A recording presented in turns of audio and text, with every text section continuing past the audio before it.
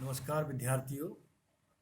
भारतीय संविधान में दिए गए नीति निर्देशक तत्वों डायरेक्टिव प्रिंसिपल्स के बारे में हम क्रमशः अध्ययन कर रहे हैं।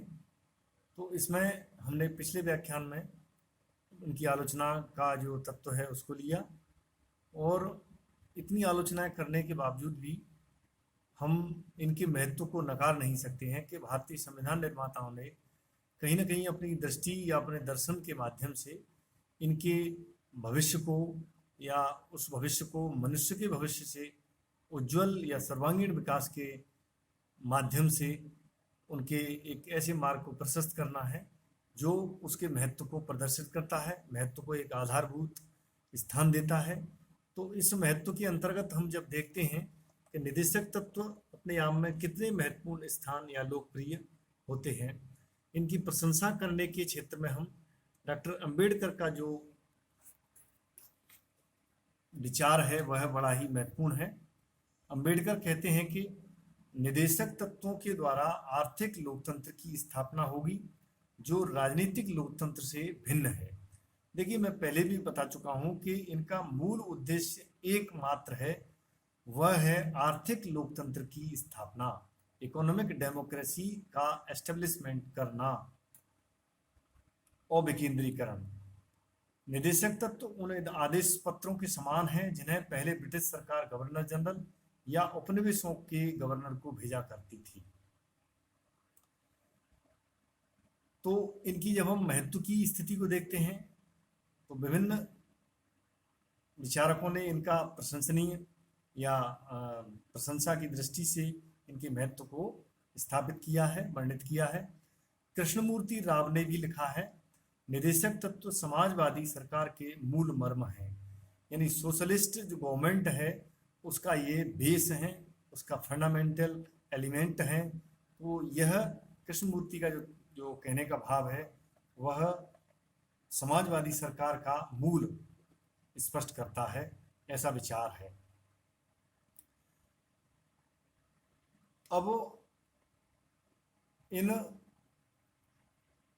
महत्व के संबंध में हम जब देखते हैं तो इन्हें जो असंगत बताया है या इन्हें जो समसामयिक नहीं बताया है वह तत्व इनका गलत है। तो इसको हम स्पष्ट करते हैं जब, तो प्रोफेसर एम.बी. पायली ने अपने शब्दों में बताया है कि यदि कभी ये सिद्धांत पुराने पड़ जाएंगे तो इनका आवश्यकतानुसार संशोधन किया जा सकता है, क्योंकि संशोधन प्रक्रिया अत्यंत सरल है। जब तक इनके संशोधन करने का समय आएगा तब तक भारत इनका पूरा लाभ उठा चुका होगा और भारत भूमि में आर्थिक लोकतंत्र की जड़ें गहरी हो चुकी होंगी। संविधान का निर्माण वर्तमान समस्याओं को सुलझाने के लिए होता है। यदि हम वर्तमान का निर्माण सुदृढ़ नींव पर करें तो भविष्य की चिंता करने की कोई आवश्यकता नहीं रहेगी। ये प्रोफेसर एम.बी. पायली ने अपने विचार अपनी पुस्तक कॉन्स्टिट्यूशनल गवर्नमेंट इन इंडिया में स्पष्ट किया है, लिखा है। तो यह विचार बड़ा ही महत्वपूर्ण स्थान रखता है।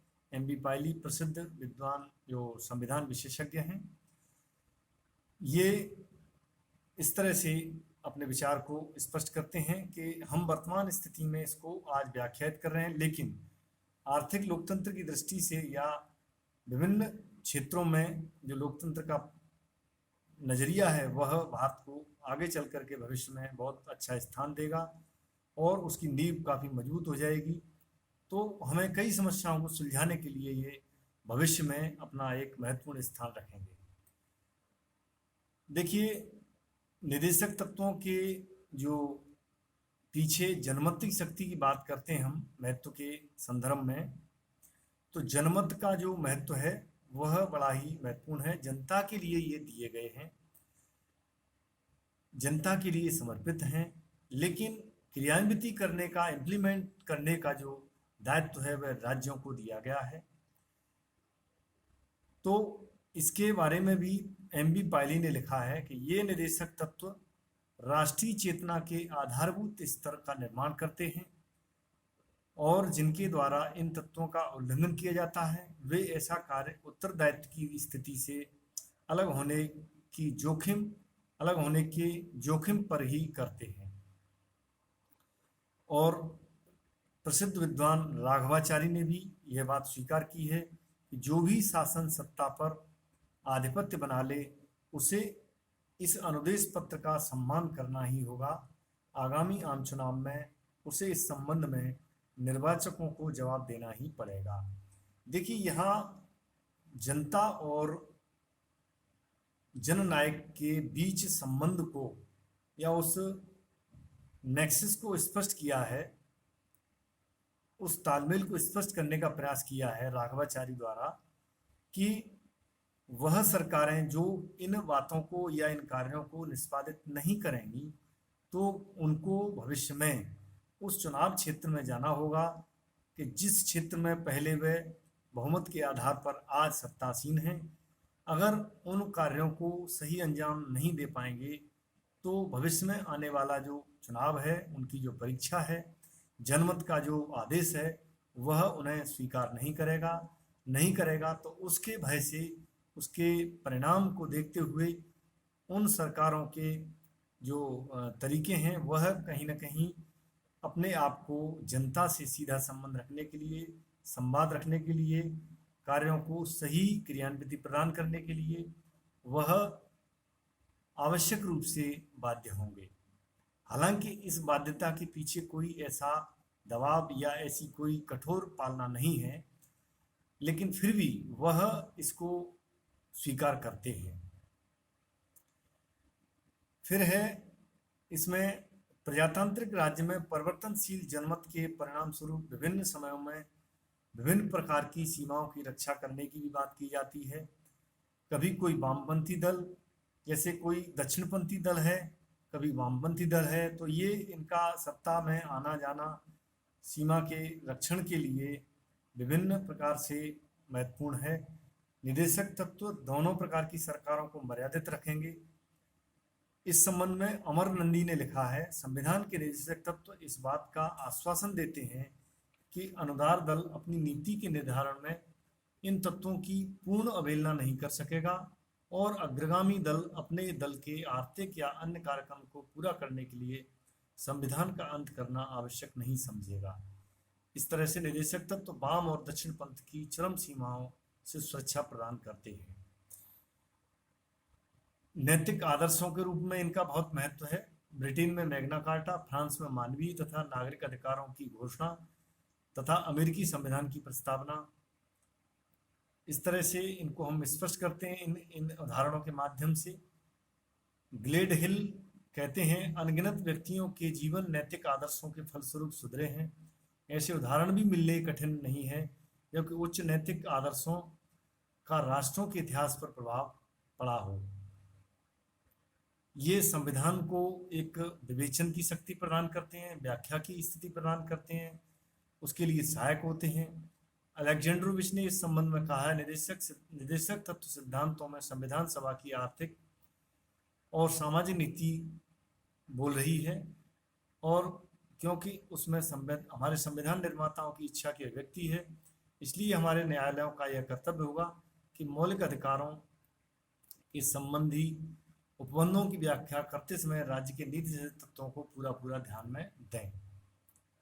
तो इस तरह से ये विचार स्पष्ट किए हैं। फिर है जो कार्यपालिका का जो मुखिया होता है, मुख्य निष्पादक होता है, वह इसका दुरुपयोग नहीं कर सकता। अंबेडकर ने इस संबंध में लिखा है, विधायिका द्वारा पारित विधि को अस्वीकृत करने के लिए राष्ट्रपति या राज्यपाल निदेशक तत्वों को आधार नहीं बना सकते। संवैधानिक सभा के सदस्यों द्वारा कुछ संविधान वेत्ताओं ने यह भय प्रकट किया है कि राष्ट्रपति या राज्यपाल इस आधार पर किसी विधेयक पर अपनी स्वीकृति देने से इनकार कर सकते हैं, लेकिन ऐसा नहीं है। वह निष्पादक स्वीकृति देने के लिए बाध्य है। तो इससे इनके महत्व को बड़ा स्थान मिलता है। और ग्रेनविल ऑस्टिन ने भी इस संबंध में कहा है कि सामाजिक क्रांति का उद्देश्य महत्व की दृष्टि से इनका काफ़ी सहयोग करने में तैयार रहे हैं। ठाकुरदास भार्गव ने इसे संविधान का सार तत्व कहा है, substance of constitution. Alladi Krishnaswami Ayyar ने भी कोई भी लोकप्रिय मंत्रिमंडल संविधान के भाग 4 के उपबंधों का उल्लंघन नहीं करेगा। वो बात सही भी है, भले ही बाध्यकारी शक्ति इनको नहीं है, लेकिन फिर भी कोई भी लोकप्रिय सरकार या मंत्रिमंडल भाग 4 के उपबंधों का, निरसक तत्वों का उल्लंघन करना उचित नहीं समझता है। इस तरह से महत्व की दृष्टि से हम इसको स्पष्ट कर सकते हैं। तो ये जो बिंदु है निवेशक तत्वों का, इसको हम इस तरह से स्पष्ट करने का हमने प्रयास किया। कई प्रकार की अध्ययन सामग्रियों के माध्यम से निश्चित ही आपको ये अच्छा लगेगा। तो आपको इसके लिए धन्यवाद।